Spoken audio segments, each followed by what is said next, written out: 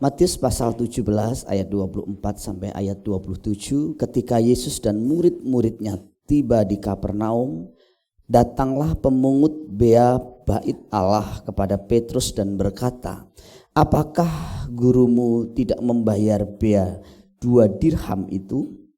Jawabnya, "Memang membayar." Dan ketika Petrus masuk rumah, Yesus mendahuluinya dengan pertanyaan, "Apakah pendapatmu, Simon? Dari siapakah raja-raja dunia ini memungut bea dan pajak? Dari rakyatnya atau dari orang asing?" Jawab Petrus, "Dari orang asing." Maka kata Yesus kepadanya, "Jadi bebaslah rakyatnya, tetapi supaya jangan kita menjadi batu sandungan bagi mereka, pergilah memancing ke danau, dan ikan pertama yang kau pancing tangkaplah, dan bukalah mulutnya, maka engkau akan menemukan mata uang 4 dirham di dalamnya. Ambillah itu dan bayarlah kepada mereka, bagiku dan bagimu juga." Bapak Ibu Saudaraku sekalian, bait Allah atau bait suci adalah tempat peribadatan untuk bangsa Israel. Jadi yang dimaksudkan bait Allah atau bait suci di sana adalah tempat di mana bangsa Israel beribadah pada waktu itu selama berabad-abad lamanya. Dan ini menjadi pusat peribadatan dari agama Yahudi. Yesus dan murid-muridnya juga pada waktu itu masih menggunakan tempat ibadah ini. Fungsi utama dari bait suci adalah mempersembahkan korban kepada Allah.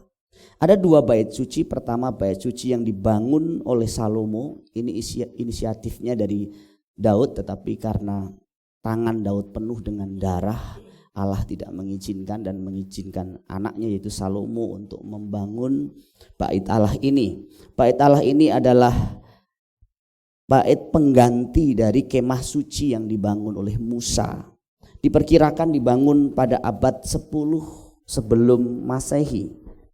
Bangunan ini dihancurkan oleh bangsa Israel di bawah Nebukadnezar pada tahun 586 sebelum Masehi.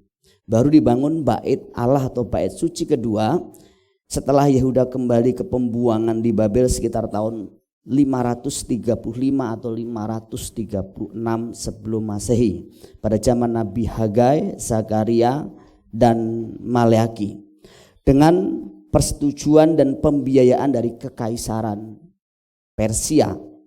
Bait suci yang berikutnya disebut bait suci yang ketiga biasanya, tetapi sebenarnya itu tidak bisa disebut bait suci ketiga karena itu hanya renovasi besar-besaran yang dilakukan oleh Herodes Agung sekitar tahun 19 sebelum Masehi, termasuk perluasan dari bait suci tersebut. Nah, bait Allah ini membutuhkan biaya operasional yang sangat besar. Pertama, setiap hari harus ada korban berupa anak domba usia 1 tahun untuk korban pagi dan sore. Setiap hari selama setahun minimal 2 anak domba yang harus dikorbankan, dibakar. Yang kedua, pada waktu persembahan anak domba dipersembahkan juga anggur, tepung dan minyak terbaik. Kemudian yang ketiga, biaya operasional lain adalah harus selalu dibakar kemenyan atau pedupaan setiap hari selama 24 jam sehari. Dan yang keempat, jubah dari imam besar itu sangat mahal harganya, setara dengan baju kebesaran seorang raja. Dan bahan-bahannya itu terbuat dari emas, kain ungu muda, kain kirmisi, lenan halus yang dipintal oleh seorang ahli. Jadi betul-betul membutuhkan biaya operasional yang sangat besar pada zaman itu. Tentu untuk satu pengeluaran dana yang begitu besar, belum termasuk pembiayaan pelayan ibadahnya seperti orang-orang Lewi dan imam besarnya. Mereka membutuhkan dana yang sangat besar. Maka dari itu berdasarkan Keluaran 30 ayat 13, setiap anak Yahudi laki-laki yang berumur di atas 20 tahun harus membayar iuran tahunan senilai setengah sikal. Setengah sikal ini waktu zaman Nehemia diturunkan menjadi 1/3 sikal karena kondisi ekonomi yang sulit. Nah, sejajar dengan 2 dirham. 2 dirham. Satu dirham ini sejajar dengan 1 dinar. 1 dinar itu upah sehari orang kerja. Sekarang kalau kira-kira upah sehari orang kerja berapa ya? Mungkin kalau buruh gitu kurang lebih 75 sampai 100 kali ya. Mungkin yang punya pegawai kurang lebih tahu ya. Randy, upah harian buruh berapa kira-kira sekarang? Antara 75 sampai 100 ya. Itu diperkirakan. Jadi iuran bea bait Allah tahunan per orang usia 20, anak laki-laki usia 20 tahun ke atas itu diperkirakan berarti kurang lebih antara 150 sampai 200 ribu per orang. Itu bukan kecil, itu cukup lumayan besar karena tentu kan jumlah umatnya mencapai puluhan ribu. Adapun cara pengumpulannya setiap tanggal 1 Maret mulai diumumkan, di wilayah-wilayah diumumkan. Kemudian tanggal 15 sampai 20 April dibuka pos-pos pembayaran di seluruh wilayah pada waktu itu. Tetapi setelah tanggal 25 April kalau mereka belum membayar, mereka harus membayar langsung ke Yerusalem atau ke Bait Allah di Yerusalem. Nah, pada tahun 70 Masehi, tahun 70 Bait Allah itu diruntuhkan waktu penyerangan kaisar yang bernama kaisar Romawi yang bernama Titus, dan sejak saat itu semua iuran diambil oleh Roma. Tetapi walaupun demikian tetap diperintahkan untuk membayar pajak. Nah, ada beberapa pelajaran penting yang perlu kita pelajari dari peristiwa ini. Yang pertama, kita melihat di sini bahwa Yesus seharusnya tidak perlu membayar pajak seperti pengakuannya. Kenapa? Karena pajak pada waktu itu hanya ditarik untuk orang-orang yang disebut sebagai orang asing. Anggota keluarga raja itu tidak ditarik pajak. Tetapi kenapa Yesus tetap ditarik? Kalau kita melihat Yesus seperti nyindir. Yesus seperti ngomong. Sebenarnya Yesus gak perlu, kenapa? Karena pajak itu, ini yang disebut ini pajak, ini kan pajak untuk Bait Allah. Yesus itu adalah anak Bapa surgawi. Jadi sebenarnya Yesus tidak perlu harus membayar pajak untuk Bait Allah karena dia sendiri yang anak yang punya Bait Allah sendiri. Kalau kita membaca misalnya Lukas pasal 2 ayat 49, Yesus pernah berkata, "Tidakkah kamu tahu bahwa aku harus berada di rumah Bapakku?" Tetapi yang menarik adalah Yesus berkata, "Tetapi supaya jangan kita menjadi batu sandungan bagi mereka, bayarlah." Jadi pelajaran pertama, jangan sampai kita ini menjadi contoh yang buruk bagi orang lain. Jadi seolah-olah Yesus berkata begini, jangan sampai kita ini menjadi contoh yang buruk, jangan sampai kita menjadi batu sandungan bagi orang-orang lain hanya karena kita tidak membayar pajak. Yang menarik saudaraku sekalian, kata yang dipakai di sana untuk batu sandungan itu dari kata kerja skandalizen, dan kata benda yang dipakai adalah skandaliso, yang artinya jangan sampai mengganggu, menodai, mencemari apa yang sudah baik di masyarakat. Membayar pajak untuk Bait Allah itu sudah terkenal, sudah berjalan dengan baik. Biarlah itu berjalan dengan baik. Jangan gara-gara Yesus tidak mau bayar pajak menjadi contoh yang buruk. Akhirnya banyak orang sejak saat itu nanti gak mau bayar pajak lagi. Itu sebenarnya yang sedang ditekankan oleh Yesus Kristus. Prinsipnya kita tidak boleh membiarkan diri kita menjadi contoh yang buruk bagi orang lain dalam segala hal. Dalam kasus ini, kasus membayar iuran, kasus membayar pajak yang kemudian memang berkembang ini diserahkan kepada orang Romawi. Dan pasti Yesus tidak akan melakukan sesuatu yang membuat orang lain mengabaikan tanggung jawab yang seharusnya dilakukan.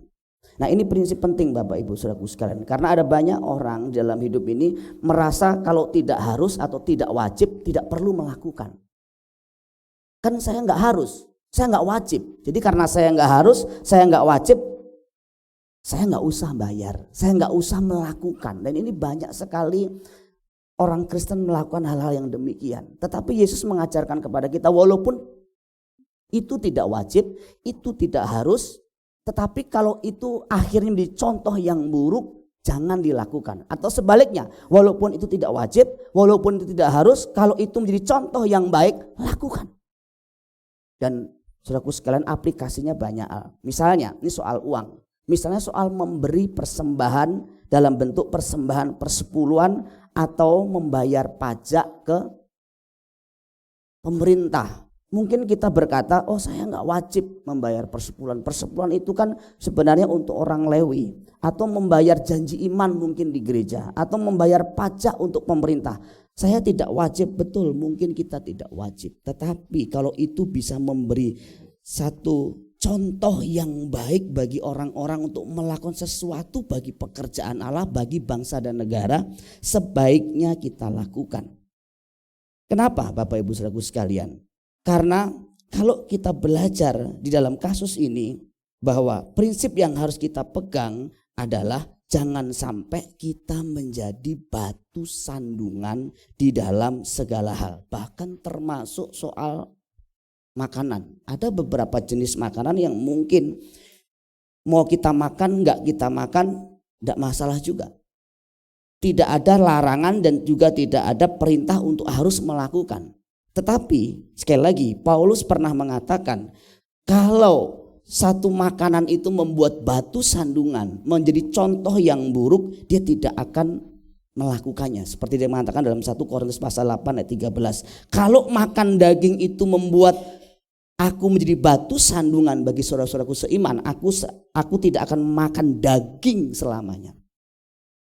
Saya kasih contoh praktis dalam kehidupan sehari-hari.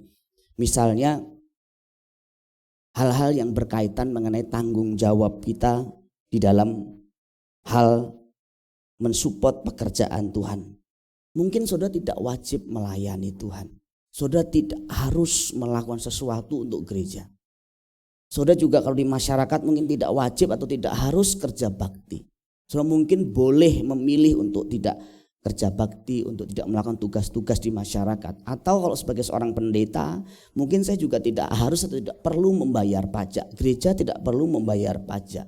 Saudara mungkin juga tidak harus atau tidak perlu membayar pajak dalam jumlah pemasukan tertentu. Tetapi kalau kita tahu bahwa itu nanti, kalau kita lakukan, kalau kita tidak lakukan menjadi contoh yang buruk, sebaiknya kita memberi contoh yang baik di masyarakat. Misalnya hari Minggu begini ada kerja bakti di masyarakat, di lingkungan. Mungkin saudara tidak harus ikut karena mungkin bisa alasan ke gereja.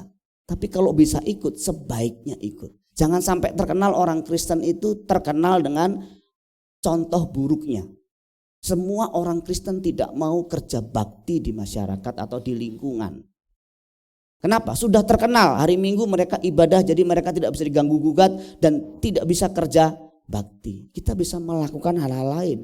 Misalnya dengan kita mengambil peran, misalnya menyumbang air minum, menyumbang mungkin uang makan. Kita bisa melakukan hal seperti itu. Beberapa tahun, beberapa pendeta banyak yang sudah punya pemasukan yang sebenarnya besar sekali. Keuangannya lumayan besar tapi tidak pernah lapor pajak.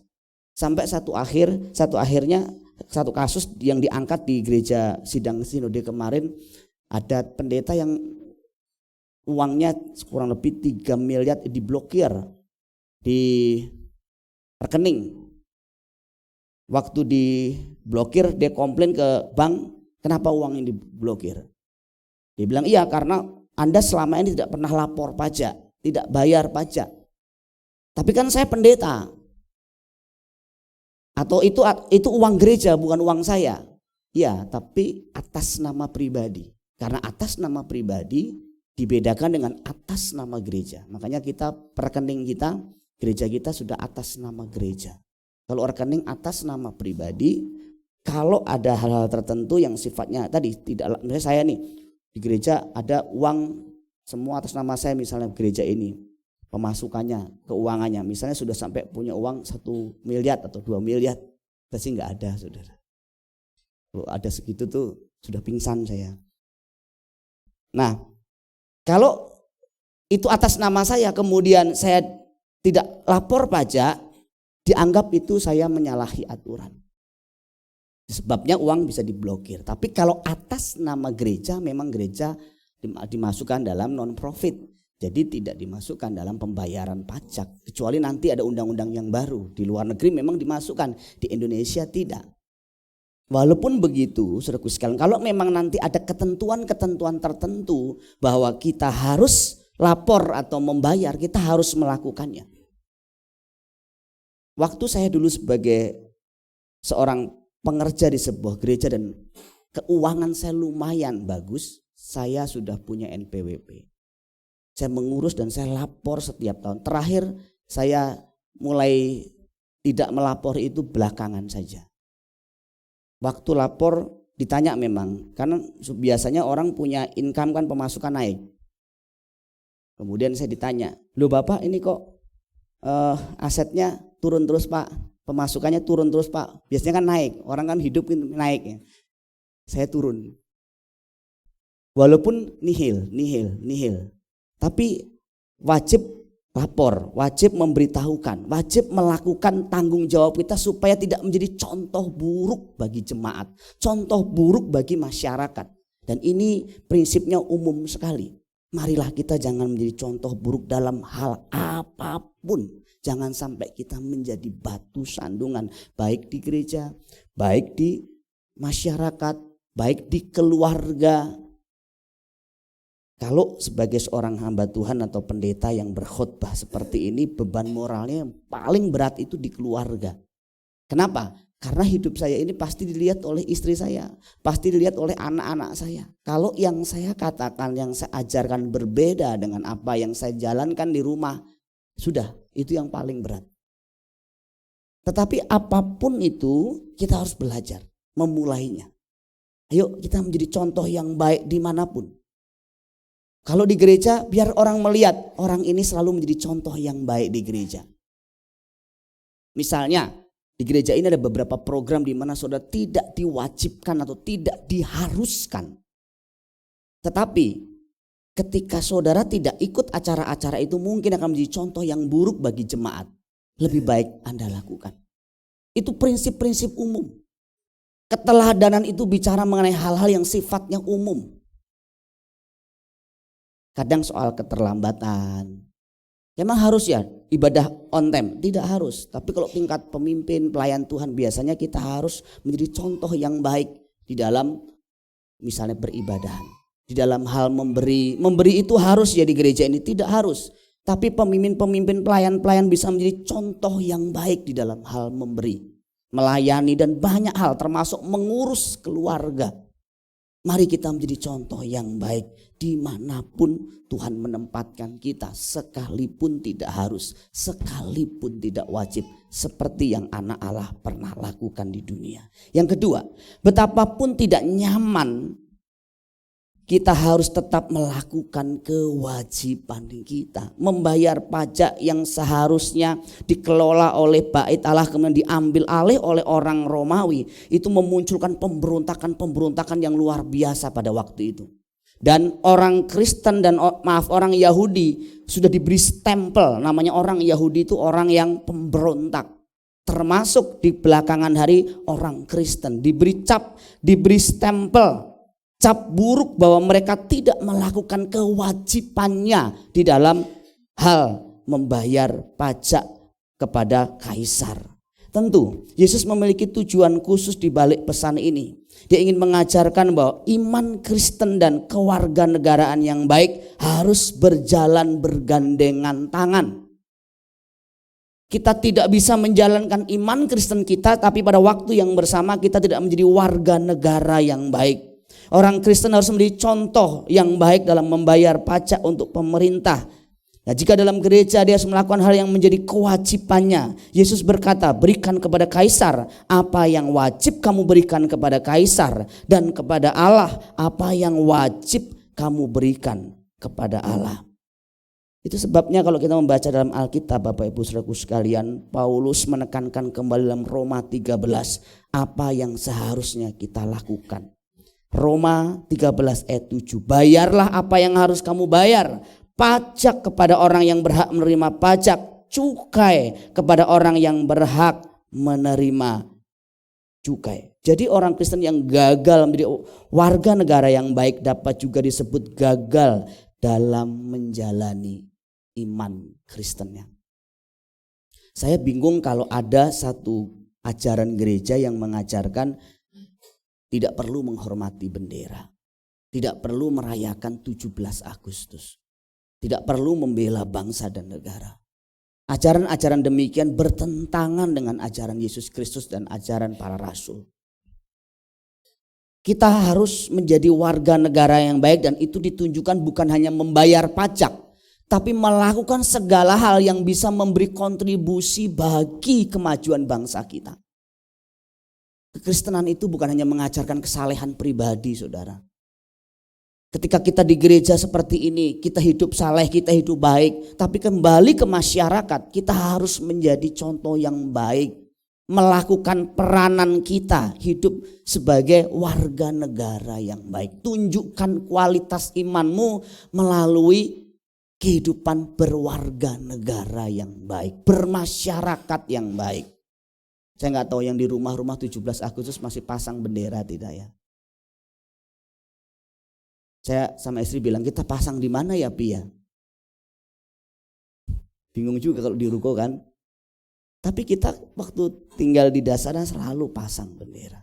Itu salah satu bentuk penghormatan kita. Seharusnya juga kita pasang gambar atau foto presiden dan wakil presiden kita.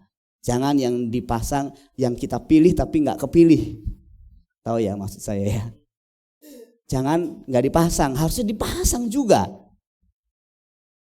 Kita sebenarnya sudah setting waktu tanggal 17 Agustus kemarin ada acara-acara kecil, dan pada tanggal 18 Agustusnya itu adalah ibadah yang kita buat nuansa 17 Agustus tapi tidak terencana. Maaf tidak tercapai rencananya. Tapi nanti di tahun-tahun yang akan datang seharusnya kita bisa melakukan. Kalau acara-acara seperti itu juga libatkan diri kita. Kalau bisa ikut. Kalau di masyarakat ada acara perlombaan, ikutlah. Jangan orang Kristen terkenal gak pernah ikut perlombaan 17-an. Kenapa? Duniawi. Kami pernah tinggal di satu kompleks yang mayoritas Muslim. Dan waktu itu RW mengadakan satu acara kebersamaan. Seluruh masyarakat atau seluruh warga yang tinggal di situ wajib ikut. Saya juga seumur-umur sebagai pendeta belum pernah ikut acara seperti itu. Yang menarik adalah pertama, acaranya 99,9% itu nuansa Muslim. Dari mulai lagu-lagunya, tempatnya itu yang dipakai adalah tempat yang dimiliki oleh partai P3. Semua acara dikonsep seperti mereka. Termasuk saya masih ingat waktu lomba main bola pakai sarung. Makanya kemarin saya cerita sama Sugi, siapa tuh, saya gak ikut futsal ya. Pernah sedikit punya pengalaman traumatis. Main bola pakai sarung, semakin semangatnya, yaitu mungkin kesalahannya ya. Terus pusing kepala, gelap, habis itu muntah. Ya mungkin harusnya pemanasan dulu sih ya. Tapi kemarin teman-teman saya lihat main futsalnya hebat-hebat ya. Rinto juga hebat tuh. Masih semangat 45 tuh teman-teman. Sugi masih larinya masih kenceng-kenceng. Mungkin kalau Marno saya lihat cuman pasang badan. Tapi nggak apa-apa, yang penting kan keluar keringat, kita sehat. Kalau di masyarakat ada acara begitu ikutlah. Kalau di masyarakat ya. Kalau di sini kalau acaranya juga nggak wajib, ini nggak wajib. Nah, saya masih ingat itu betapa acaranya disusun begitu rupa dalam nuansa suasana Muslim yang kental. Dan waktu selesai seperti kayak acara pembukaan begitu, mereka membacakan ayat-ayat mereka, dan setelah itu dikasih kebebasan mau nyanyi bareng-bareng atau mau masuk kamar. Saya masuk kamar. Mereka lanjut lagi karaokean lagu-lagu. Lebih baik sakit gigi ya. Sakit gigi daripada sakit hati ini. Sampai pagi, saudara. Saya bisa merasakan kebersamaan dalam satu komunitas yang betul-betul saya merasa asing sendiri. Betul-betul asing. Karena itu benar-benar kompleks. Rata-rata muslim. Tapi saya mulai belajar menikmati. Jadilah orang yang bisa bermasyarakat. Waktu beberapa tahun yang lalu saya tinggal di Dasana dan ada malam tahun baru. Kebetulan istri saya pulang atau kemana begitu. Saya di rumah sendiri. Itu satu kompleks ada acara seperti kayak ya orang mereka lah, acara apa itu namanya. Saya mulai membaur dengan mereka, makan ikan bersama dengan mereka, ngopi bersama dengan mereka. Dan belajar membuka diri bermasyarakat. Ini yang menjadi kendala kita karena kita pikir kalau itu bukan tanggung jawab kita, kita tidak melakukannya. Termasuk di dalam hal membayar pajak. Jadi Bapak Ibu saudaraku sekalian, jadi orang Kristen yang gagal menjadi warga negara yang baik dapat juga disebut gagal dalam menjalani iman Kristennya. Di dalam Alkitab kita juga diajarkan di mana kita mendapatkan makanan rohani, di sana kita seharusnya berbagi berkat jasmani. Galatia 6 ayat 6, 1 Korintus 9 ayat 11, 1 Timotius 5 ayat 18 dan seterusnya. Mungkin Anda berkata, tapi Tuhan kan gak butuh uang. Iya betul, Tuhan tidak butuh uang kita. Tetapi yang butuh adalah pekerjaan Tuhan. PAM, PLN, air minum, uang untuk makanan, kemudian IPKL, pembicara, pemusik, diakonia, misi itu harus dibayarkan dan tidak boleh pakai daun, harus pakai uang. Saudara, semua organisasi membutuhkan namanya biaya operasional yang sangat tinggi. Saya kenal satu gereja, saudara, biaya operasionalnya per bulannya mencapai per bulannya mencapai 600 juta operasionalnya. Dia cerita sama saya, Pak, itu gereja setiap bulan untuk operasionalnya 600 juta. Salah satu gereja terbesar di Indonesia. Itu 0,5 M lebih operasionalnya. Saya bisa bayangkan tuh kalau jemaat ngambek persembahan, ngambek perpuluhan, itu tidak jalan operasional. SBC operasionalnya gak gede-gede amat. Tapi waktu saya ngeliat laporan bendahara, ternyata lumayan juga. Operasional SBC ini antara 15 sampai 20, kadang sampai 30 juta. Sekarang udah 40 ya, sudah 40 juta per bulan. Jadi untuk gereja sekecil ini sebenarnya bukan kecil juga, menurut saya gede, saudara. Ini tanggung jawab siapa? Ini tanggung jawab bersama untuk kita tanggung di dalam kita hidup sebagai warga negara dan hidup sebagai warga jemaat yang baik. Nah sekarang dalam konteks pemerintahan, kita menikmati infrastruktur, listrik, jalan raya, tol, apalagi. Dan semua yang pemerintah berikan, tapi kita gak mau bayar pajak. Boleh gak kita begitu? Kita tidak boleh begitu. Kita harus melakukan kewajiban kita walaupun tidak nyaman. Nanti pajaknya jangan-jangan dikemplang, diambil sama pejabat, gak apa-apa, lakukan bagian kita. Di gereja sebisa mungkin kita menyisihkan.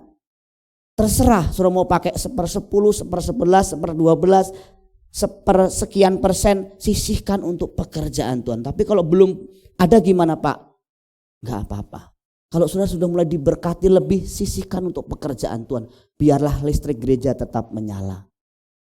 Biarlah IPKL tetap bisa dibayar.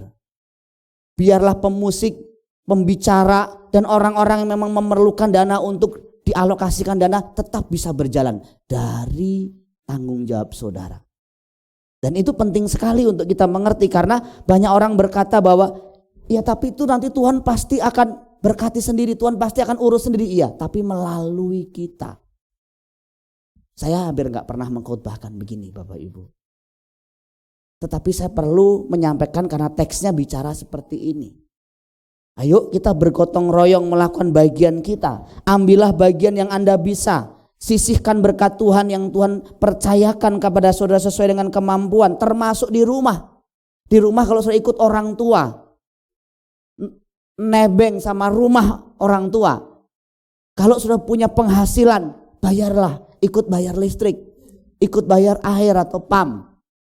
Supaya apa? Supaya kita melakukan tanggung jawab kita, peran kita di sana menjadi contoh yang baik. Jangan sampai kita mengerti kebenaran tetapi kita tidak menjadi contoh dalam melakukan kebenaran. Baik di gereja, baik di rumah maupun di masyarakat. Betapapun tidak nyamannya, gak enak. Kadang-kadang memang mungkin lebih enak kalau kita tidak melakukannya. Tapi Alkitab mengajarkan hari ini betapapun tidak nyamannya kita harus tetap melakukan kewajiban kita. Yang ketiga, yang terakhir, Allah tidak akan melakukan mujizat untuk apa yang bisa kita kerjakan sendiri. Begini Bapak Ibu, cerita ini kan Yesus menyuruh Petrus pergi memancing ikan. Kemudian dari ikan yang dipancing, dari mulut ikan akan dapat 4 dirham. Kemudian dari 4 dirham, uang itu nanti dipakai untuk bayar pajak Yesus juga Petrus. Tapi ceritanya berhenti di situ. Apakah Petrus benar-benar memancing ikan dan kemudian mendapatkan ikan dan 1 ikan kemudian dibuka mulutnya dan kemudian keluar 4 dirham uang? Kemungkinan besar tidak. Ini adalah cerita dalam bentuk ungkapan. Yesus seringkali menggunakan ungkapan-ungkapan untuk menggambarkan sesuatu, misalnya memindahkan gunung, memikul kuk, memikul salib, tapi bukan benar dalam arti memindahkan gunung-gunung dipindahkan, salib dipikul kemana-mana, kuk dipikul kemana-mana, bukan. Sebenarnya Yesus hendak berkata begini, Petrus, kita lagi butuh duit 4 dirham nih untuk bayar pajak aku dan kamu. Kamu kan punya latar belakang nangkep ikan, jadi nelayan. Kamu pergi nelayan, kamu pergi menjala ikan sono. Kamu pergi sehari ini kamu jala ikan, uang yang ikan yang kamu dapat, kamu jual dalam sehari itu pasti dapat 4 dirham. Dan dari situ kita nanti membayar pajak. Jadi prinsipnya begini Bapak Ibu, karena Yesus itu tidak pernah menggunakan kuasanya untuk kepentingan pribadi. Itu prinsipnya. Yesus kalau mau ngubah batu jadi roti bisa gak? Bisa. Tetapi untuk ngasih makan 5.000 laki-laki, 4.000 laki-laki, dia gak gunakan kuasanya. Dia pakai anak kecil yang membawa 5 roti 2 ikan. Dia pakai seorang yang membawa 7 roti. Artinya apa? Yesus tidak menggunakan mujizat untuk apa yang bisa dikerjakan sendiri. Dan ini prinsip penting. Karena banyak orang Kristen gak mengerti ini. Sebenarnya uang 4 dirham itu bisa dijangkau oleh Petrus. Bisa dicari, bisa didapat. Kenapa mesti minta mujizat? Karena Tuhan tuh punya prinsip seperti itu. Prinsipnya adalah kalau bisa dikerjakan sendiri, kerjakan sendiri. Jangan atas nama mujizat kita gak kerja. Ini gak boleh. Kekristenan tidak pernah mengajarkan demikian. Kalau kita butuh uang, kita harus kerja. Kalau pelayanan bagaimana? Yesus itu masih membutuhkan sumbangan. Salah satunya adalah Yohana, istri Kusa dan perempuan-perempuan lain dalam Lukas 8 ayat 3. Yesus kenapa gak cetak uang sendiri saja? Kenapa dia butuh sumbangan orang-orang kaya pada waktu itu? Karena Yesus akan menggunakan orang-orang. Paulus kerja dengan tangannya sendiri. Supaya apa? Supaya bisa mencukupi kebutuhan pelayanan. Jadi prinsipnya adalah sesuatu yang bisa dikerjakan sendiri, kerjakan sendiri, jangan minta mujizat dulu. Mujizat penting gak? Penting. Tapi jangan dikit-dikit mujizat yang membuat kita jadi malas, tidak bertanggung jawab. Jadi banyak orang percaya gagal paham di sini. Sering terjadi apa yang sebenarnya bisa dikerjakan sendiri dan memang tanggung jawabnya malah diabaikan, dan atas nama percaya mujizat mereka tidak melakukan tanggung jawabnya. Misalnya di gereja, Tuhan nanti cukupkanlah kebutuhan gerejanya. Lalu peran kita apa? Lakukan peran kita juga, sekalipun Tuhan nanti akan cukupkan kebutuhannya. Mungkin persembahan saya cuma 2.000, 3.000 perak, mungkin 10.000 perak, tapi Tuhan nanti akan cukupkan. Seperti 5 roti 2 ikan yang dibawa oleh anak kecil ini. Tapi kita lakukan bagian kita dulu. Tuhan nanti akan urus pekerjaan saya. Benar apa salah? Salah. Saudara yang urus pekerjaan saudara, yang urus keluarga saudara, Tuhan nanti akan mampukan saudara. Ini yang banyak salah paham di sini. Kok kamu sekarang saya lihat di gereja terus, saya lihat kamu gak pernah ya ke kantor. Ya, saya sekarang fokus kepada pekerjaan Tuhan. Kantor biar Tuhan yang urus. Mana boleh begitu. Kantor diurus juga, pekerjaan Tuhan sesuai dengan waktu yang kita punya, kita urus juga. Aku lagi ngurus pekerjaan Tuhan. Sekolah kagak belajar. Gak boleh. Sekolah tetap harus belajar. Yang masih sekolah, yang mahasiswa nggak bisa dong bilang nanti Tuhan yang urus. Ada seorang pendeta bilang, ada pakai ilustrasi seorang anak nggak sempat sekolah, maaf nggak sempat belajar gara-gara pelayanan yang padat sekali. Suatu hari dia berdoa katanya, Tuhan tolong aku nggak sempat belajar karena pelayanan yang padat sekali. Nah besoknya waktu ujian tiba-tiba anak itu dapat penglihatan, contekan. Jadi di kursi depannya itu, di punggung temannya itu ada contekan. Wah, semua jawabannya lengkap di situ. Terus dia jawab semua dan nilainya 100. Saya kira ajaran seperti ini salah. Itu membuat orang malas untuk belajar. Om, tak doain om, besok mau ujian om. Udah belajar belum? Belum om, belajar dulu. Saya nggak mau doain. Nanti saya doain kamu nggak belajar bilang nggak lulus atau nilainya kecil, mendekatnya doanya kurang tokcer. Buktinya nilai saya merah semua. Nggak bisa dong, lakukan tanggung jawabmu. Banyak keluarga pelayan Tuhan berantakan, anaknya nakal, akhirnya ribut terus. Kenapa? Karena pelayanan keluarga tidak diurus. Ya nggak boleh juga, urus keluarga saudara. Nanti Tuhan yang urus, enggak dong, saudara yang urus. Ada yang bilang sama saya, yang tanya sama saya, Pak kenapa sih keluarga pendeta tuh kadang-kadang banyak anaknya nakal-nakal, bandel-bandel. Karena pendetanya pelayanan terus tapi gak ngurus keluarganya, saya bilang. Gak boleh, tetap harus diurus keluarganya. Waktu bersama istri, waktu bersama anak-anak, waktu bersama keluarga, itu harus. Ya minimal ada pertemuan waktu-waktu berkualitas. Saya juga bingung saudaraku sekalian. Kalau orang berkata nanti Tuhan yang urus pekerjaan saya, nanti Tuhan yang urus keluarga saya, Tuhan urus sekolah saya. Nah Tuhan cara ngurusnya gimana coba? Saya mau tanya, gimana Tuhan cara ngurus sekolah kita, cara ngurus keluarga kita, cara ngurus pekerjaan kita? Tuhan kan percayakan kepada saudara, saudara balik lagi percayakan sama Tuhan. Tak boleh. Saudara kalau gak punya waktu pelayanan di gereja dan punya waktu cuma sedikit, misalnya cuma hari minggu tok, gak apa-apa. Hari Minggu pun cuma bisa asyar dan itu dibatasi sebulan sekali, enggak apa-apa juga. Ambil peran dan tidak harus memaksa diri juga, bisa enggak apa-apa. Tapi kalau punya waktu lebih silakan. Termasuk dalam hal keuangan, saudara enggak ngasih persembahan, kita juga enggak apa-apa saudara. Konsep persembahan di gereja ini kita sengaja kotaknya kita pinggirin, enggak disodorkan lewat. Apalagi maju ke altar. Ada beberapa gereja sampai sekarang sekhotbah maju ke depan.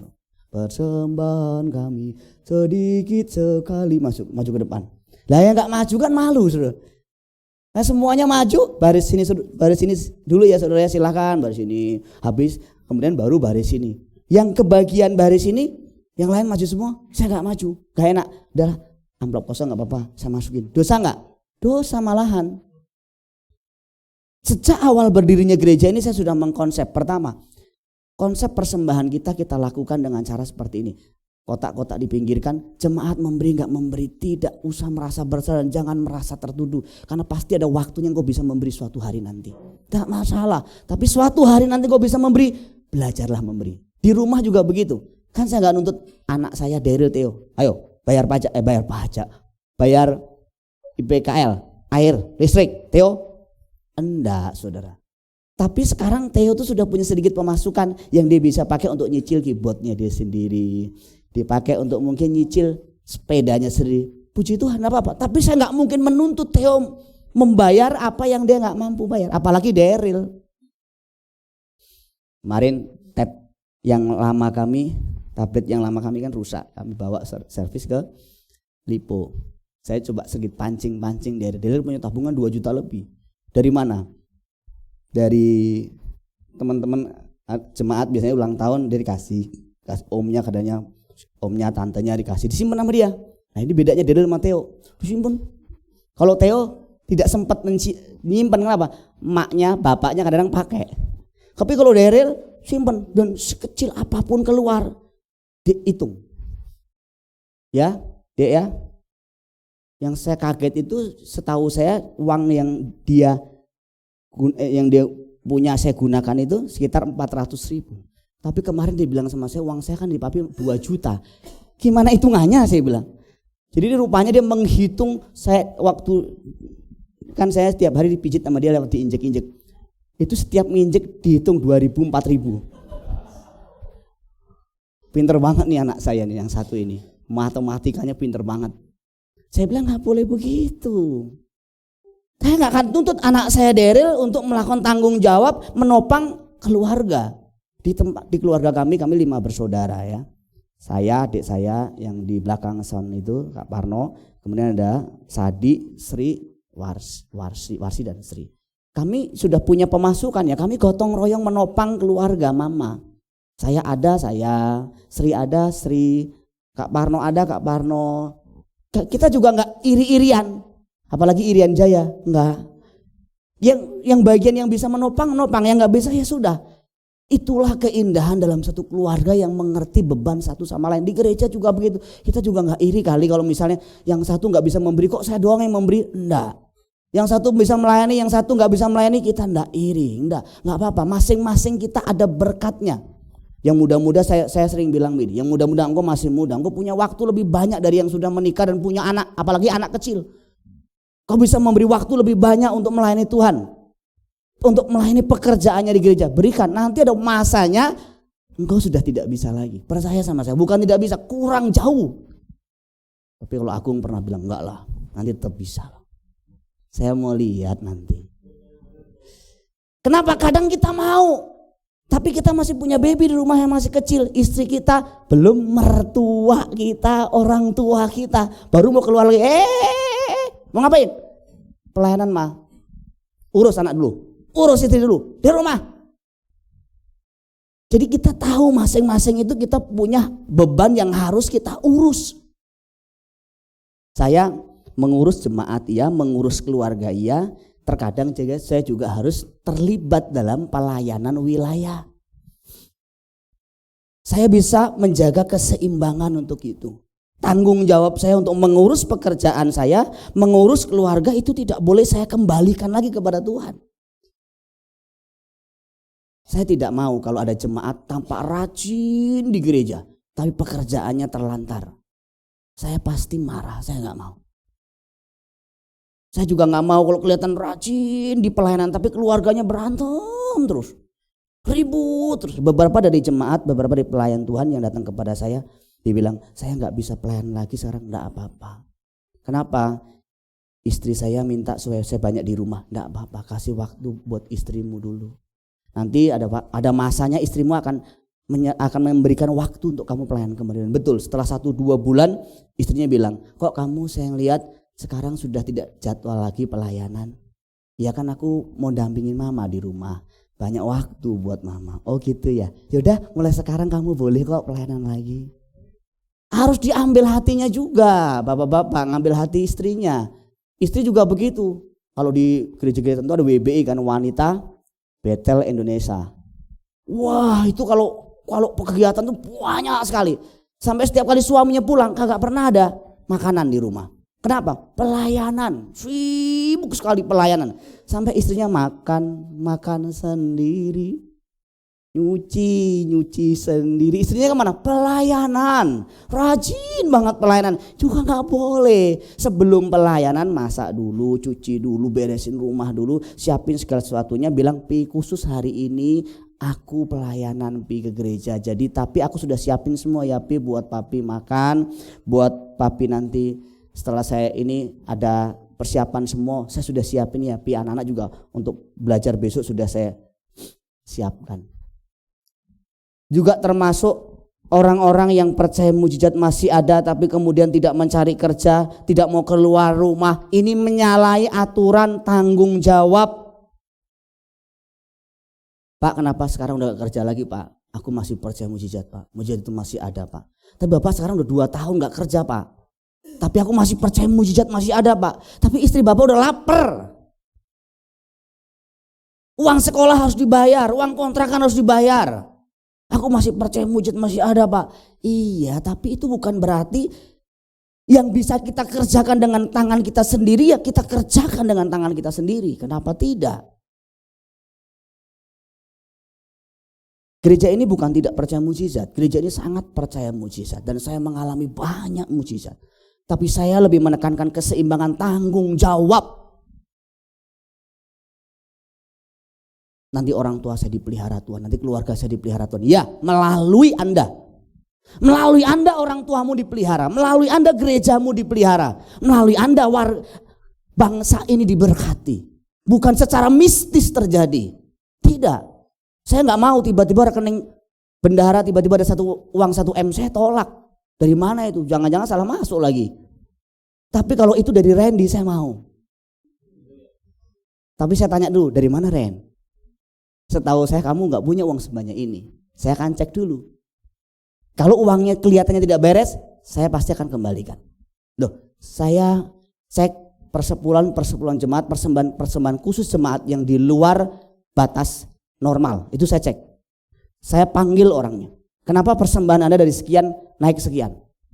Saya nggak mau di sini ada money laundry. Kalau itu dari Harry, saya juga curiga.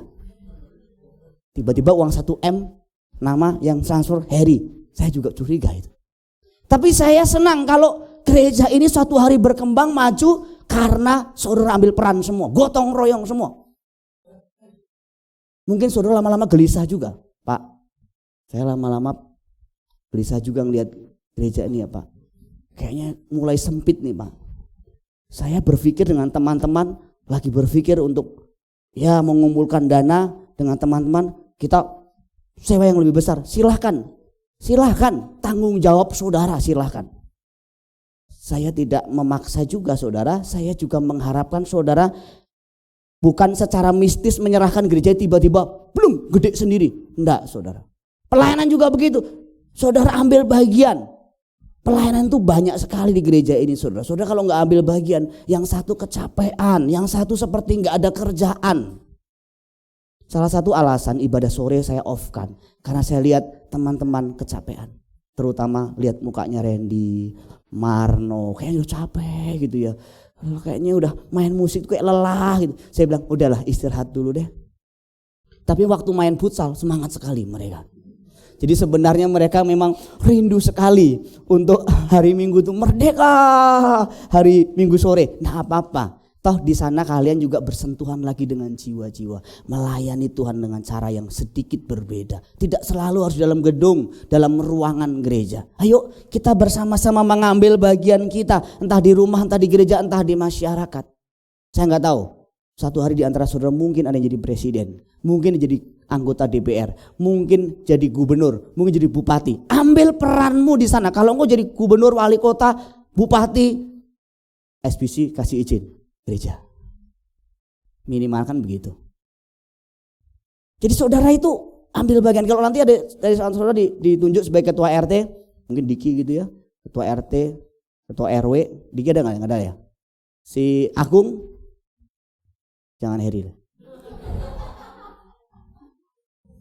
Heri semua. Mas Iwan pernah ditawarin ketua RW nggak ya? Gimana sama ketua RW? Jarang ada di rumah. Rendo pernah ditawarin jadi ketua RT tidak? Kalau tawarin ambil saja. Pak Habin pernah ditawarin nggak ketua RT?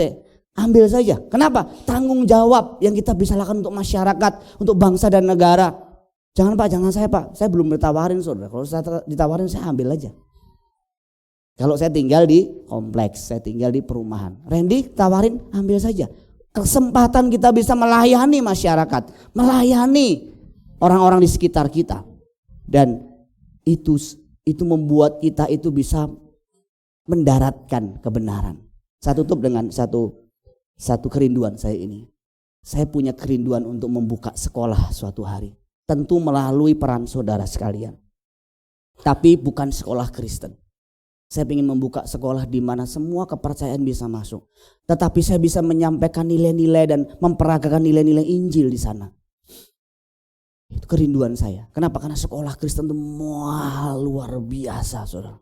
Sekolah Kristen yang tidak mahal, yang kualitasnya jarang bagus saya lihat. Rata-rata buruk sekali. Kualitas bangunan atau kebersihannya buruk, kualitas gurunya buruk, pelajarannya buruk. Beban saya, kerinduan saya suatu hari kita bisa bangun sekolah yang berkualitas bagus dengan harga yang terjangkau. Gimana Pak? Kualitasnya bagus tapi harga terjangkau. Pasti Tuhan buka jalan. Kalau kita mau gotong royong, kita mau kerja keras. Kerinduan saya jemaat-jemaat yang memang keuangannya pas-pasan, tidak disekolahkan anak di tempat-tempat yang akhirnya anaknya tidak mendapatkan nilai-nilai secara kekristenan. Dapat sekolah-sekolah yang Kristen, nilai-nilai Kristen. Walaupun tidak berjubahkan Kristen, tidak sekolah Kristen, tapi nilai-nilainya Kristen. Itu kerinduan saya. Kiranya Tuhan memberkati kita sekalian. Amin.